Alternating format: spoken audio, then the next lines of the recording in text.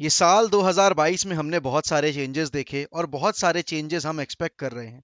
लेकिन एक चेंज जो पूरे फुटबॉलिंग वर्ल्ड ने कभी एक्सपेक्ट नहीं किया था, या फिर ये कह सकते हैं जो वो चाहते नहीं थे, वो था विंटर वर्ल्ड कप। क्योंकि इस साल इस वक्त पर हम आज अभी बैठकर मैचेस एंजॉय कर रहे होते, लेकिन वर्ल्ड कप को जो है वो विंटर में ट्रांसफर कर दिया गया अकॉर्डिंग टू अस। लेकिन कतर में हो रहा है वर्ल्ड कप, और नवंबर से दिसंबर के महीने में ये वर्ल्ड कप ऑर्गेनाइज होगा। अब जब भी हम वर्ल्ड कप की बात करते हैं तो हमें एक टीम हमेशा याद आती है, और वो है ब्राजील। जैसे चैंपियंस लीग में रियल मैड्रिड का अलग रुतबा है, वैसे ही जब वर्ल्ड कप की बात आती है तो ब्राजील सबसे हटकर खड़ी होती है, क्योंकि इन्होंने सबसे ज्यादा बार वर्ल्ड कप जीता है। Brazil 5 time world cup champion है, और पूरे वर्ल्ड कप की हिस्ट्री में सबसे ज्यादा सक्सेसफुल टीम है।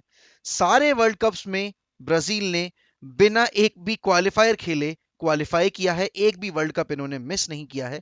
और टोटल 109 गेम्स जो इन्होंने वर्ल्ड कप के खेले हैं, उसमें 73 टाइम्स इन्होंने जीत हासिल की है, और 18 बार इनको हार का सामना करना पड़ा है। अब ये स्टैट्स मैं आपको इसलिए क्यों बता रहा हूं, क्योंकि सोचो वर्ल्ड कप 2002 के बाद से ब्राजील का 20 साल का जो सूखा चला आ रहा है, एक बार फिर हम उम्मीद लगाए बैठे हैं जो ब्राजील फैंस हैं और जो ब्राजील फैंस नहीं भी है। क्योंकि एक बहुत ही फेमस कोट है कि every one is a Brazil fan even if he says he is not.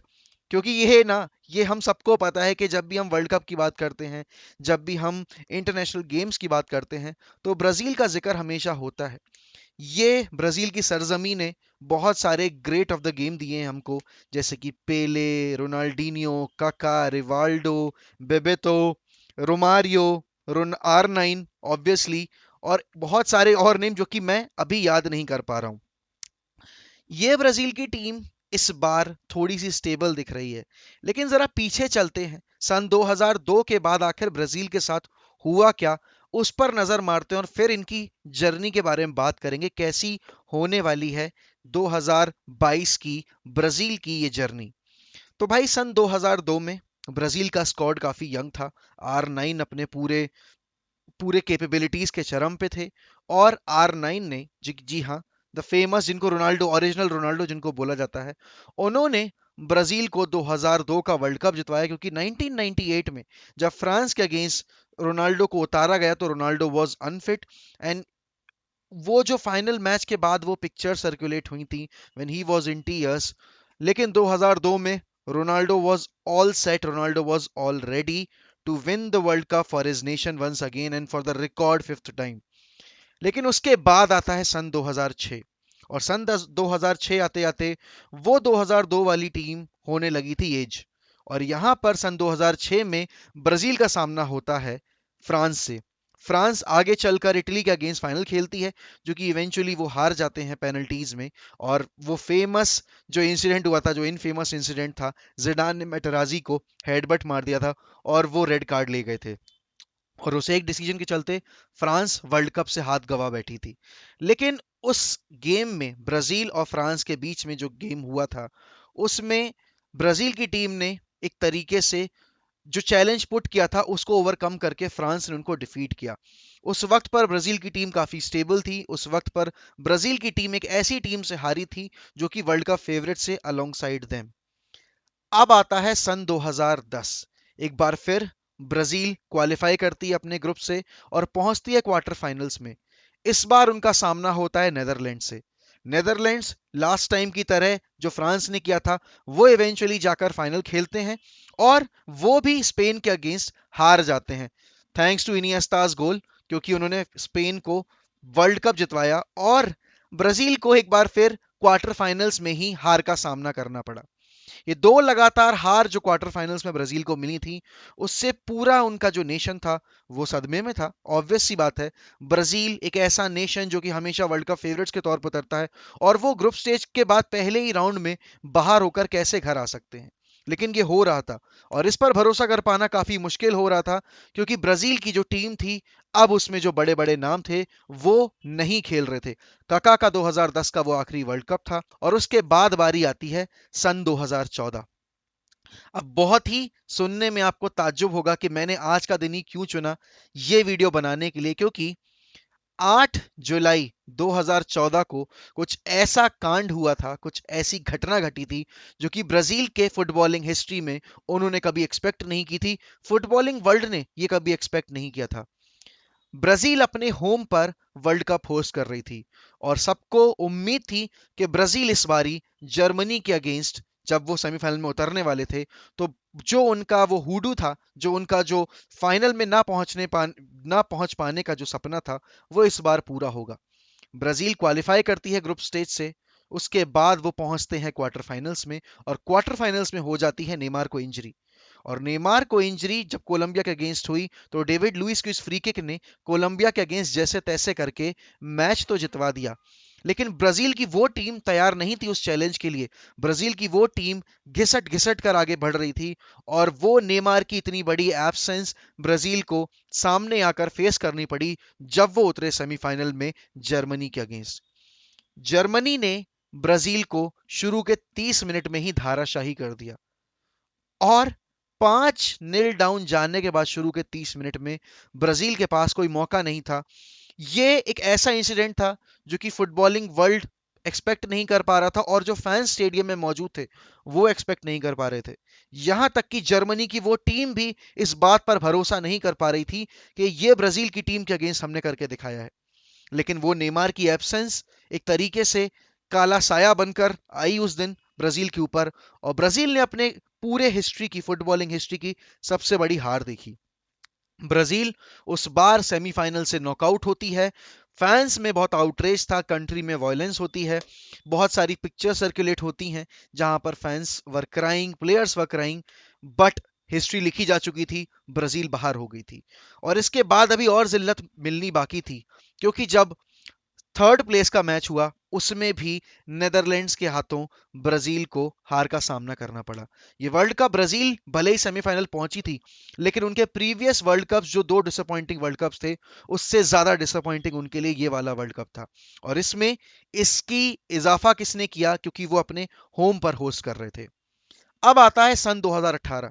Brazil की टीम बहुत आगे बढ़ चुकी थी, ब्राजील ने टैलेंट्स डेवलप कर लिए थे, लेकिन उनके जो प्लेयर्स थे वो अभी भी वही सिचुएशन फेस कर रहे थे। एक नया मैनेजर उनके पास आया था, और टेटे ने वर्क करके उस टीम को फॉर्मुलेट तो कर लिया, लेकिन वो चैंपियनशिप मेंटालिटी, एक जो चैंपियन मेंटालिटी होती है, वो कहीं ना कहीं ब्राजील लैक कर रही थी। सीजन मतलब उनका जब वर्ल्ड कप शुरू हुआ तो देवर फ्लाइंग हाई, बट धीरे धीरे उनके डिफेंस में क्रैक्स दिखने लगे, और एक बार फिर से क्वार्टर फाइनल्स में ही ब्राजील को हार का सामना करना पड़ा। ब्राजील हारी बेल्जियम के हाथों, और उस गेम में फर्नांडिनो ने गोल भी स्कोर किया था और एक ओन गोल भी स्कोर किया था। अब बारी है 2022 वर्ल्ड कप की। अब बात करनी पड़ेगी हमें कि इस साल ब्राजील की टीम कैसी है, इस साल ब्राजील की टीम क्या कर सकती है। ब्राजील हर बार जब भी टूर्नामेंट में उतरती है तो वो एज फेवरेट्स उतरते हैं, और ये वर्ल्ड कप बहुत सारे प्लेयर्स के लिए आखिरी वर्ल्ड कप होने वाला है। लेकिन ब्राजील के सबसे बड़े सुपरस्टार नेमार का ये एकदम से उन्होंने क्लैरिफाई करके बोल दिया है कि ये आखिरी वर्ल्ड कप होने वाला है। ब्राजील को ग्रुप जी में डाला गया है, और ब्राजील के ग्रुप में है कैमरून, स्विट्जरलैंड और सर्बिया।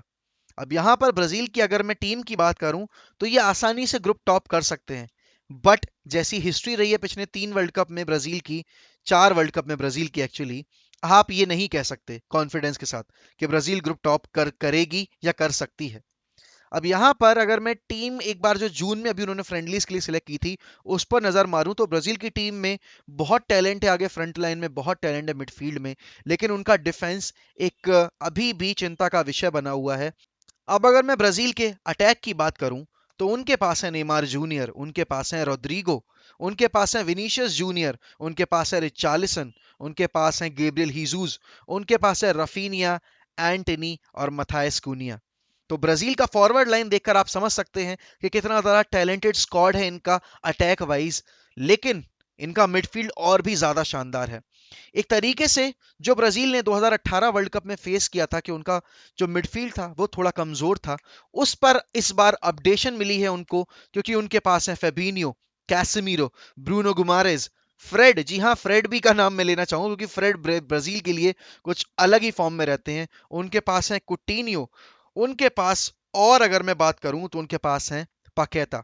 अब यहां पर ब्राजील की ये टीम एक तरीके से बहुत ही अच्छी दिख रही है, लेकिन परफेक्ट बैलेंस कब आता है? जब आपका डिफेंस स्टेबल हो। डिफेंस में उनके पास सेंटर बैक्स के तौर पर ज्यादा ऑप्शंस नहीं है। Thiago Silva, 37-38 year old Thiago Silva. Marquinhos एक लीडर है, लेकिन मार्किनियोस अकेले दम पर पूरा गेम नहीं निकाल सकते या पूरा वर्ल्ड कप नहीं निकाल सकते। Dani Alves is ageing, he will be there in the world cup squad. Also Militao है, गैब्रियल जो आर्सेनल के डिफेंडर हैं वो हैं, सेंड्रो हैं जो कि डिफेंसिवली इतने अच्छे नहीं हैं, डेनीलो हैं, एलेक्स टेलेस भी रहेंगे।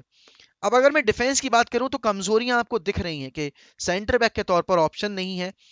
विंग बैक का एरिया जो है वो भी थोड़ा कमजोर होगा, क्योंकि अब आपके पास मार्सेलो की वो पेस नहीं होगी, मार्सेलो का वो आउटबस्ट नहीं होगा, डिलीवरीज नहीं होगी, वो एक्सपीरियंस नहीं होगा। डैनी एल्वेज एक्सपीरियंस लेकर आते हैं। हम सबको पता है कि गैब्रियल बहुत अच्छे डिफेंडर हैं, आर्सेनल के लिए बहुत अच्छा परफॉर्म करते हैं वो, लेकिन वर्ल्ड कप खेलने वाली मेंटालिटी क्या है गैब्रियल के पास? Thiago Silva, obviously a captain, a leader, a legend for you know for every club that he has played for, and especially 2014 में सिर्फ नेमार की वो एब्सेंस नहीं थी, थियागो सिल्वा भी जर्मनी वाले गेम में मौजूद नहीं थे। यहां पर अब अगर मैं ब्राजील के चांसेस की बात करूं वर्ल्ड कप जीतने के, तो ब्राजील के अलावा बहुत और भी टीम्स हैं जो फेवरेट बनकर उतर रही हैं, क्योंकि दौर बदल चुका है। आज के टाइम में फ्रांस की अगर आप टीम देखोगे तो वो बेसिकली 3 स्क्वाड खड़े कर सकती हैं अपने स्क्वाड में से निकालकर। पोर्चुगल की ये टीम उनकी पूरी हिस्ट्री की सबसे बढ़िया टीम है। अर्जेंटीना का ये स्क्वाड अभी तक की उनकी हिस्ट्री में सबसे स्टेबल स्क्वाड दिख रहा है हमें। अगर मैं बेल्जियम की बात करूं तो ये उनकी गोल्डन जनरेशन का आखिरी ईयर होगा जब वो सारे एक साथ खेलेंगे। ऑब्वियसली जर्मनी को आप कभी रूल आउट नहीं कर सकते। ऑब्वियसली इंग्लैंड के पास पोटेंशियल है, बट इंग्लैंड को मैं नहीं लाना चाहता कंटेंशन में, क्योंकि इंग्लैंड हर बार जब भी उतरती है तो भाई अ, उन पे प्रेशर इतना रहता है, लेकिन वो कभी भी जीत नहीं पाते। इसके अलावा आपके पास स्पेन की टीम है, इसके अलावा आपके पास नेदरलैंड्स की टीम है। कंपटीशन भारी भरकम होने वाला है, लेकिन आखिरकार ग्रुप स्टेज में परफॉर्म अगर उन्होंने अच्छा कर लिया, अगर वो टॉप कर गई, अगर वो रनर अप के तौर पर फिनिश करते हैं, तो आखिर ब्राजील किसको फेस कर सकती है? तो ब्राजील है ग्रुप जी में, और ग्रुप जी का सामना होगा जब वो क्वार्टर फाइनल्स में पहुंचेंगे ग्रुप एच के पार्टिसिपेंट्स के साथ। अब ग्रुप एच में हम सबको पता है पोर्चुगल बैठी हुई है। ग्रुप एच में आपके साथ है आपकी साउथ कोरिया, आपकी उरुग्वे, और साथ ही साथ आपकी घाना। अब ब्राजील का अगर मैं एक तरीके से सिनेरियो देखूं तो वो किस ओपोनेंट के को फेस करना चाहेंगे? तो भाई अगर वो एक कमजोर ओपोनेंट को फेस करना चाहते हैं, या फिर एक ऐसे ओपोनेंट को जो कि इतना स्ट्रांग टीम ना लेकर उतरे उनके सामने, तो उनको ग्रुप में टॉप करना पड़ेगा, क्योंकि अगर वो ग्रुप में टॉप करेंगे तो ग्रुप एच का जो रनर अप होगा उससे उनका सामना होगा। तो बेसिकली अगर मैं ग्रुप एच की बात करूं तो दो फेवरेट्स मैं लेकर चल रहा हूं। It will be Portugal and obviously Uruguay. अब अगर पोर्चुगल, फर्नांडो सैंतोस की बुद्धि काम कर गई और अगर वो अच्छे से खेल गए, तो वो टॉप फिनिश कर सकते हैं, और इन केस में गाना या उरुग्वे या साउथ कोरिया में से कोई भी आपका रनर अप फिनिश कर सकता है। तो यहाँ पर अगर ग्रुप में वो रनर अप फिनिश किए, तो जो भी ग्रुप का एच का टॉपर होगा वो उससे मुकाबला उन्हें करना पड़ेगा ब्राजील को। अब यहाँ पर ग्रुप में ए में आखिर कौन कौन सी टीम है? तो ग्रुप ए में है कतार, इक्वाडोर, सेनेगल और नेदरलैंड्स। ग्रुप बी में भाई इंग्लैंड बैठी हुई है, ईरान बैठी हुई है, यूएसए और वेल्स। लेकिन यहां अब बाजी चेंज हो जाएगी, क्योंकि यहां पर ब्राजील का सबसे बड़ा ओपोनेंट बैठा हुआ है ग्रुप सी में। अर्जेंटीना, सऊदी अरेबिया, मेहिको और पोलैंड। ऑब्वियस सी बात है, Argentina are one of the favourites to win the world cup, और अर्जेंटीना को ब्राजील नहीं फेस करना चाहेंगे, और वो दुआ करेंगे कि भाई अर्जेंटीना पहले एलिमिनेट हो जाए तो बेहतर है। लेकिन बहुत ज्यादा चांसेस इसी चीज के हैं कि अर्जेंटीना और ब्राजील के बीच में आपका सेमीफाइनल आपको देखने को मिलेगा। अगर गलती से अर्जेंटीना और फ्रांस का मैच हो जाता है, और अगर फ्रांस जीत के आ जाती है और ब्राजील सेमीफाइनल में एंटर करती है, तो ब्राजील वर्सेस फ्रांस भी आप देख सकते हो, ब्राजील वर्सेस डेनमार्क भी आप देख सकते हो, क्योंकि ग्रुप डी में जो टीमें बैठी हैं उनका नाम है फ्रांस, ऑस्ट्रेलिया, डेनमार्क और टूनिशिया। अब यहां से सेमीफाइनल के बाद तो फिर एनीवन्स गेम, फाइनल में जो पहुंचेगा वो जीतेगा। लेकिन अगर मैं इस बार ब्राजील के जीतने के चांसेस की बात करूं, तो टीम थोड़ी सी ज्यादा स्टेबल दिख रही है अपार्ट फ्रॉम द डिफेंस, और एक बहुत ही पॉजिटिव सी वाइब दे रही है ये ब्राजील की टीम। मैं एज अ न्यूट्रल अगर बात करूं तो I yes I want them to do well. This is going to be the last World cup for many of their superstars, और नेमार के लिए तो ये आखिरी चांस है। नेमार अभी अपने वर्ल्ड कप के, अगर मैं गोल टेली की बात करूं तो उन्होंने 6 गोल मार रखे हैं। वो की प्लेयर रहेंगे ब्राजील के लिए, लेकिन विनीशियस, रोड्रिगो, ये जो नए टैलेंट्स निकल कर आ रहे हैं, ये भी बहुत की रोल अदा करेंगे इनकी सक्सेस में। तो आप कमेंट्स में जरूर बताइए कि आप क्या उम्मीद लगाए बैठे हैं इस ब्राजील के स्क्वाड के साथ। और आप क्वार्टर फाइनल्स में और सेमीफाइनल, अगर क्वार्टर फाइनल्स में ब्राजील भिड़ती है तो किस टीम के अगेंस्ट एक्सपेक्ट कर रहे हैं भिड़ने के लिए। और अगर वो क्वार्टर फाइनल से क्वालिफाई करके सेमीफाइनल में पहुंच रहे हैं तो आप ब्राजील को किसके सामने खेलता हुआ देखना चाहोगे? क्या वो इंग्लैंड होगी, क्या वो इक्वाडोर, सेनेगल, नेदरलैंड्स होगी, या यूएसए होगी, या फिर अर्जेंटीना और मेहिको में से कोई एक होगी, या फिर वो फ्रांस और डेनमार्क में से किसी एक के अगेंस्ट आपको एंटरटेन करता आप देखना चाहते हो? तो लाइक करना मत भूलेगा इस वीडियो को, कमेंट करना मत भूलेगा। अगर आप चैनल पे नए हैं तो सब्सक्राइब करना मत भूलेगा। मिलते हैं अगली वीडियो में, क्योंकि अगली वीडियो एक और अगली टीम के ऊपर बनने वाली है। बताऊंगा नहीं कौन सी, लेकिन जल्दी लौटूंगा।